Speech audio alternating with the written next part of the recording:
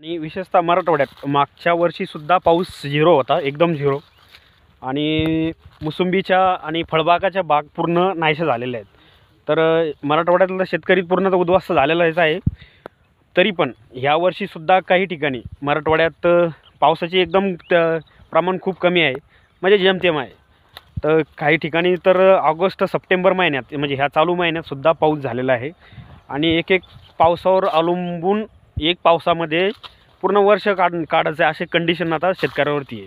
तरी पण सत्ताधारी आणि विरोधी पक्षनेते, मी कुठलेच एका पक्षाचं हे करत नाही आहे, पण दोन्ही पण पक्षाबद्दल बोलतो आहे. जे सत्तेत आहे किंवा जे विरोधात आहे दोन्हीनी पण काही म्हणजे असा विषय की बळकट लावून धरलेला नाही आहे. आता भले शेतकरी कर्जमाफी केली म्हणजे शेतकरी स्वयंपूर्ण झाला असं नाही आहे, पण सध्या कंडिशन असे आहे की त्यांचं कंबरडं मोडलेलं आहे आणि ऑलरेडी व्हेंटिलेटरवर शेतकरी आहे. तर सरकारने या बाबतीत दखल घ्यावी. आणि आपल्यास काय वाटते की बाबा काय केल्याने शेतकऱ्याची कर्जमाफी होईल.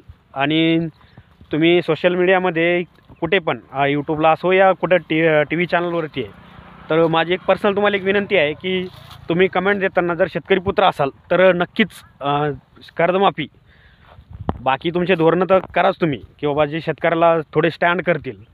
पण सध्याची काळाची जी गरज आहे कर्जमाफी याबद्दल नक्कीच बोला. तर आपल्याला व्हिडिओ कसा वाटला कमेंट करून नक्की सांगा आणि कर्जमाफीबद्दल नक्कीच बोला.